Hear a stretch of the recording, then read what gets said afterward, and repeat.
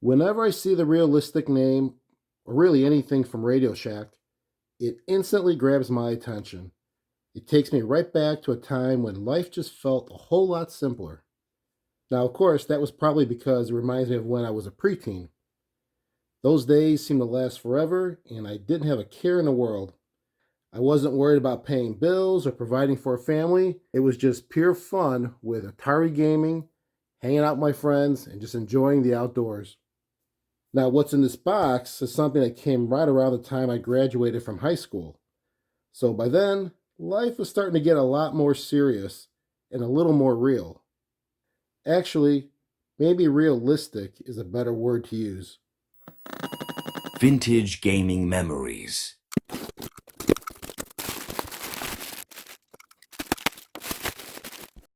Realistic PortaVision model 16-120. This is a 5-inch black and white television with built-in AM/FM radio.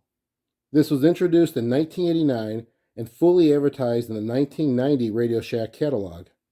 This features a cool 3-option power source, so you can go with plugging it into a wall with its AC adapter, or if portability is what you desire, then just simply drop in some batteries. But get ready for this. It takes 10 D-size batteries. Now, if you don't want to deal with all that weight from the batteries, but you want to use it away from home, well then the last option is the 12-volt DC car adapter. Just plug it into your car's cigarette lighter socket, and there you go. This was purchased from Goodwill and was noted to be in working condition. But before we dive inside the box, let's just see how this item was marketed back 36 years ago. Maybe it's just me, but I think it looks a little bit odd on how this photo is done. The TV is black and white, but it stands out with all the colors in the background. So I don't know if that's a good thing or a bad thing. It is under a kitchen cabinet. You can see there's a plant on one side and a mason jar on the other. And it is mounted, so you can mount this as well. It says right here, mount under cabinet. Saves valuable work space and doesn't add to counter clutter. Now we just use our phones. What else do we have here? We have a name and address. Here are the other options and features of this PortaVision television radio. And then a little info about the 3-way power. 10 D-size batteries. That is nuts. And then here's the other side of it. Pretty much the same as the first side I showed you. And back again to the other side. The top, I don't think much to see there. And nothing on the bottom. Other than manufactured in Korea for Radio Shack. All right. Well, let's get this thing opened up and see what's inside.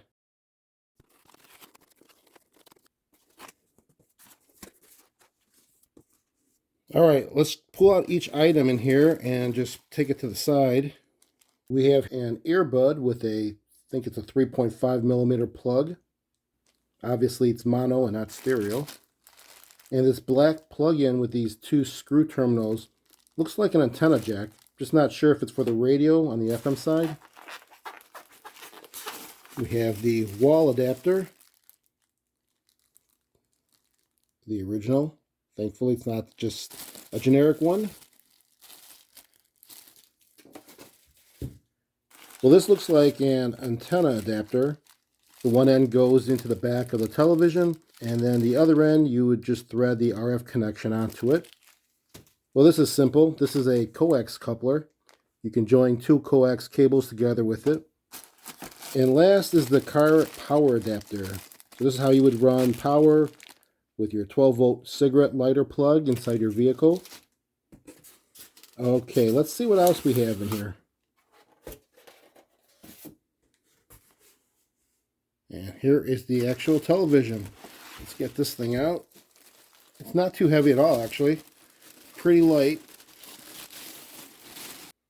All right, let's get a good look at the physical condition of this PortaVision television and radio combo.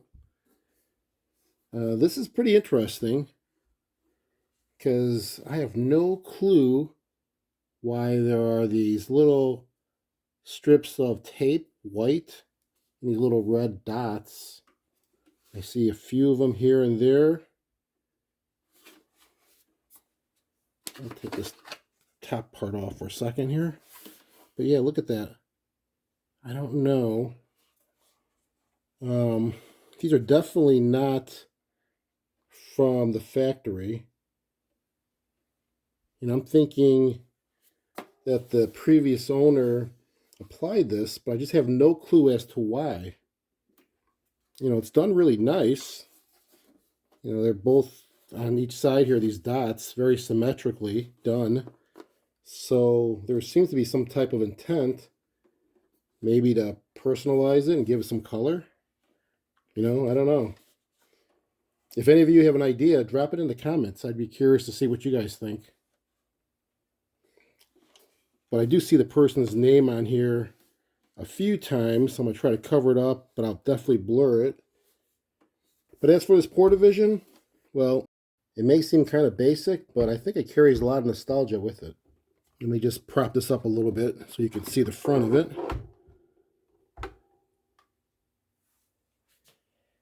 So we know it's a 5-inch black and white television. It has AM/FM radio on it. And we also know that there's multiple power sources you could choose from. And you can also mount this onto your kitchen cabinet. That's pretty much a high-level summary of what it can do and how you can use it. Now, as I was spinning this around and looking at it, physically, it's in really good condition. I didn't see any issues whatsoever. I mean, I'm amazed. It looks really good. Since I'm looking at the bottom here, let's take a look at this battery compartment. It holds 10 D-sized batteries. Let's hope there's no batteries in there, actually. Let's see how we get this thing opened. There we go. Wow. It is very large. So I guess it doubles as a storage compartment. You could put your wallet in there. You can also pack a lunch and store it in there, or just put your phone in there. Look at this thing. It's huge. And the previous owner, I believe it's the previous owner, his name is also inside here, which I will try to cover it up so it's less editing for me to do. But his name is, I think, on here like about 5 or 6 times. At least, well, let's see, 1, 2, 3 times on the television. And I think on the box it was labeled a few times. So, yeah, I won't show that on the camera.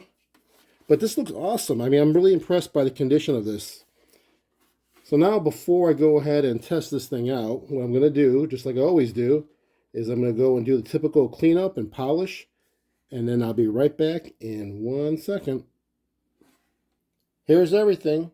It is all cleaned, polished, and debadged, if you want to call it that. I say debadged because I am referring to the name and address that was on it in a few different places, plus that red and white tape that was on every side. Actually, here's what happened when I was doing all that. I started removing the red dots with just my fingernail to see how easily it would come off, and it didn't. So I went ahead and used a little heat with my heat gun, and that came off, but it came off in pieces. Then I did the same on the longer strips of tape, and it was kind of like trying to remove those registration or the validation stickers that you put on your license plate. Those are not made to come off easily, and they end up breaking up in pieces. Either this was some really old tape or a very strong adhesive tape, or just maybe both, because it was probably the hardest removal I had on stickers or gunk that needed to be removed on plastic. I don't know what it was, but it took a lot of time to get that cleaned up. There was only one area that was sadly discolored after I removed it, and that was on this top back section. And let's see if you can see it here. It was with the sticker. You can see how it kind of pulled out the paint. So I did heat it up, carefully peeled it back, but as I was peeling it back, the paint came off with it. But, I mean, it's as best as I could get other than trying to repaint it, which I'm not going to do. But overall, I think it turned out really good. Remember the stickers were over here, the little dots, and then the strips. We had a white one on the top. Also in the front, there was a couple of dots, and then on the back side, there was a few of those as well. And on the bottom, you can see that it cleaned up really nice. And then even on the cable, there was red tape around the base. So all that was been removed. Took some time, but now it looks like it was OEM. There is another thing about this item that I should point out. So since I had that name and address all over it, I thought to myself, why not try to connect with that person and then find out why he put that red and white tape on it?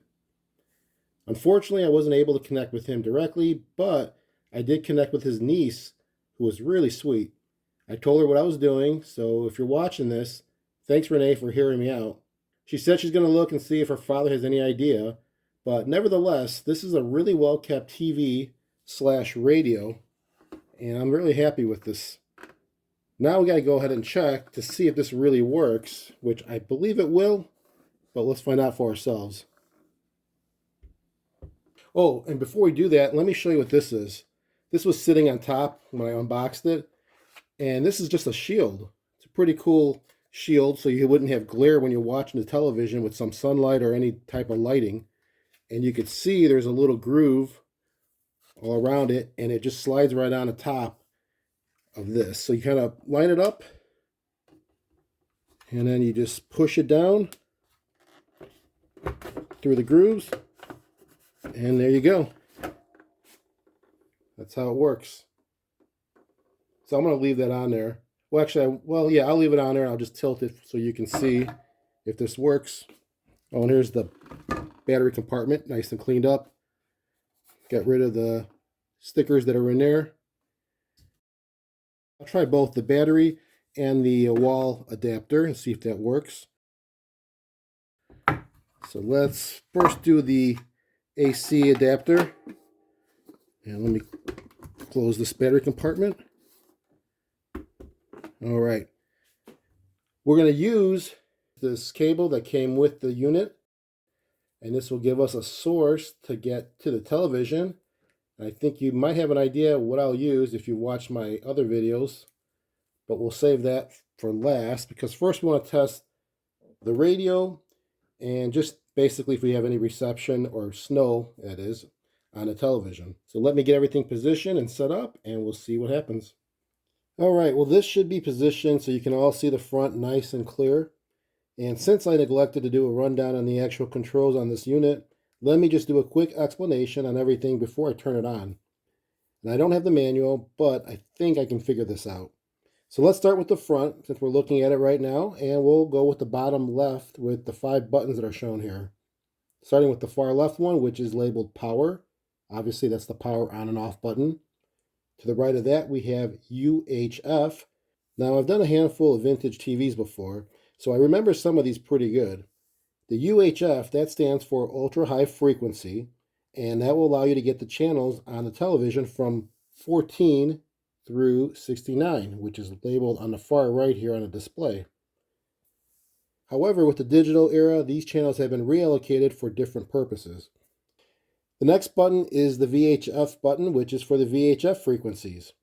VHF stands for very high frequency, and it's broken down by low and high on this button. Low will get you channels 2 through 6, while high has channels 7 through 13. And then, of course, as we already went over, 14 through 69 is covered by UHF. Now, the next button is the radio button. Pretty obvious. This is going to toggle between radio or TV if you press it in. And then to the right of that, we have the radio bands. You have AM and FM. And then to the far right is the slider for the volume, controlling the volume from left to right. And I think that covers pretty much it in the front. You have your 5-inch black and white television tube. To the right are all the frequencies and channels that we just went over. So now let's take a look on the right-hand side. I'm going to try to reposition this so we can see that clearly. If this would work. So we just have a couple things on this side to mention. We have this little knob here. This is a tuner wheel. You use this to adjust the channels and stations that we just covered. And I see here, you can kind of tell from the vents, there's a little circular cutout, and that's where the speaker would come through. And I think you might see one on the other side. Yep, there's one on this side as well. And since we're on this side, let's cover what's here. And there's only one more thing on this side. We have this earphone jack. So this is a 3.5 millimeter jack. And you could use what came with it, this earphone. Okay, I think that's it on the sides. Let's take a look at the back now.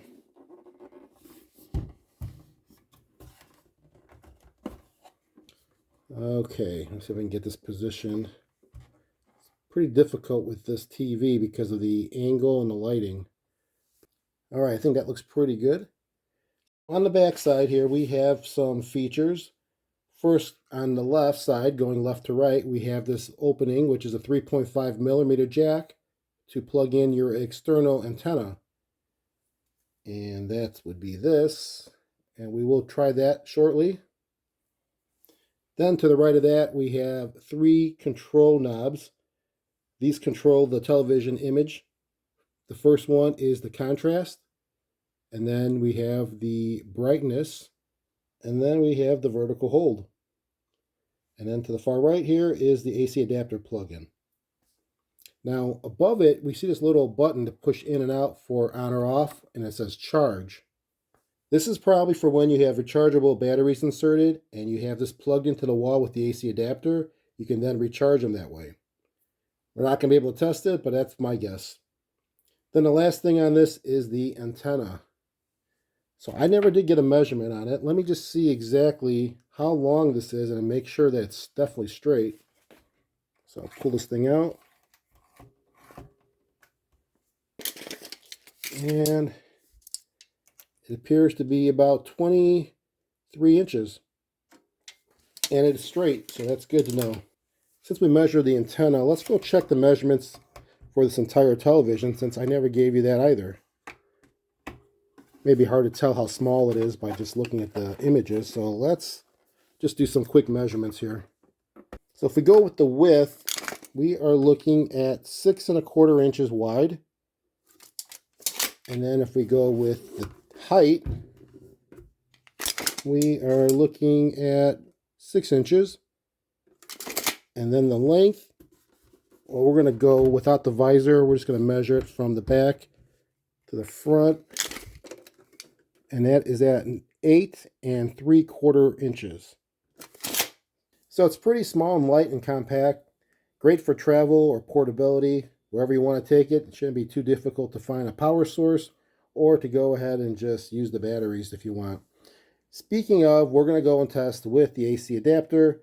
And let me go and reposition everything here so I have the AC adapter plugged in, and then we'll try the radio first and then see if we can get some image on the television. Okay, I think we're ready to go. I have it plugged in, and let's make sure we're on the radio. So I'll push it in, and we'll have it pushed out for the band. So we'll be on FM first. Let's lower the volume down, and we'll power it on. Let's see what happens. Okay, nothing's lit up. Let's turn the volume up a little bit. Okay, so we just don't have any indicator lights on here to know that it's on. But let's just tune in to see if we can get to a station here.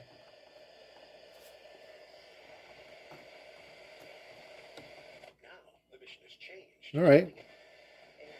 We're getting some stations without the antenna pulled up. So this looks like it's working.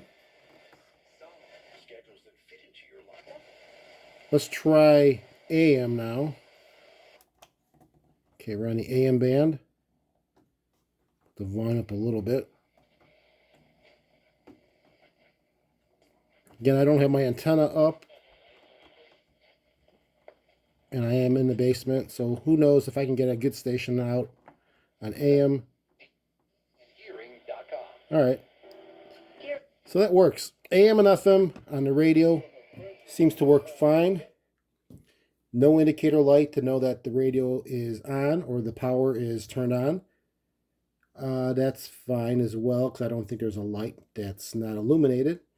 So now let's try the television. So all you have to do is toggle between radio and television by pressing the button in and release, and let's see if we get some snow. There we go. Now, of course, we're not going to get any stations because the airwave is not going to be pulling in anything to this television other than digital, and does not have the capability to pull in digital. But just to go between the UHF and VHF, let's just see what we got. I'm on UHF.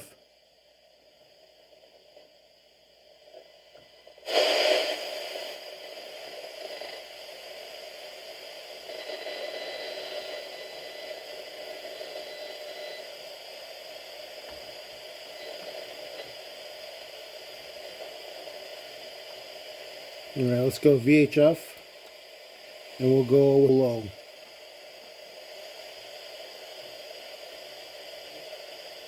Yeah, we'll go with the high.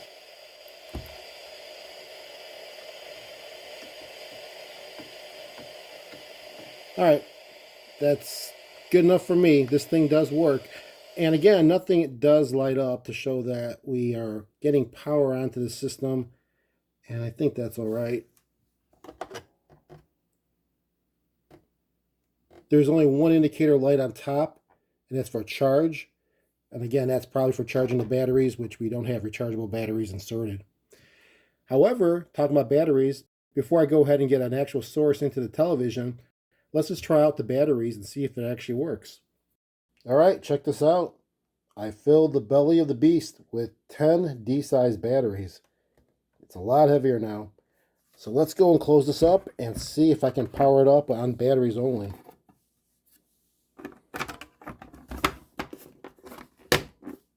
Okay. I think we're solid on that. Closure of the compartment. Now let me just lower this camera. All right, moment of truth. Let's try the radio first. We got the radio going. Let's try the television.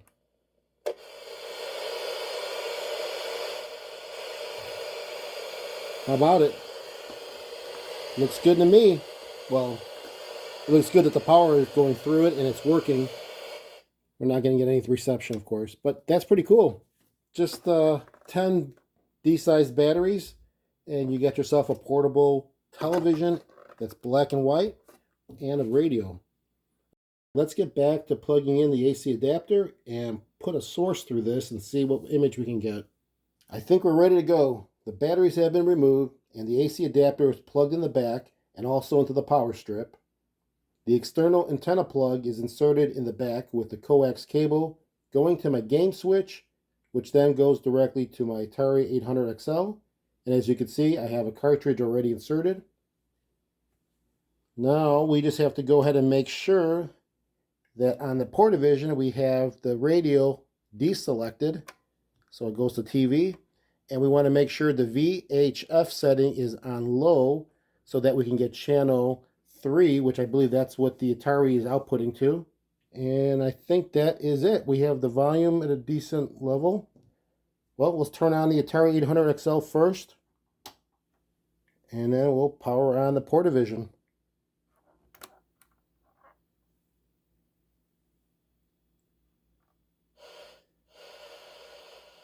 So we are definitely not tuned in.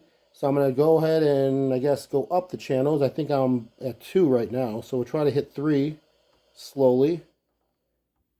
And look at that. I think we're getting something. There it is. Let me get it tuned in a little bit better. How cool is that? This is Beef Drop, which is supposed to be a better version of Burger Time. Let me try to play a quick game, and then we can see and hear how all this goes.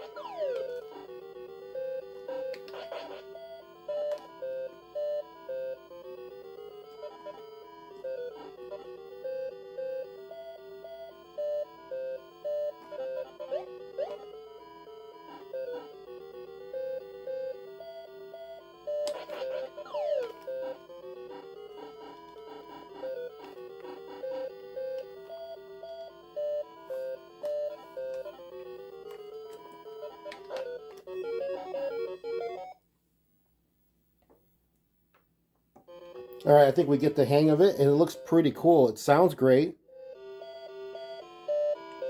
and I think it looks pretty crisp. At least on my end, it looks really good. I know it's black and white, but still, the letters, the little bit of the tint and shading of the grays, yeah, it looks really nice. Well, that will do it for this video. Thank you so much for watching it. I do appreciate it, and I hope you enjoyed it as well. I know this shows as a 1990 in the catalog, but I'm going to still go with this as being a circa 1989 realistic PortaVision 5-inch black and white TV and AM/FM radio. And I say that because I've seen elsewhere that it's been noted as 1989 and also in other advertisements before the actual 1990 catalog. Until next time, keep your gaming passion from the past alive by living it today. Take care, everyone.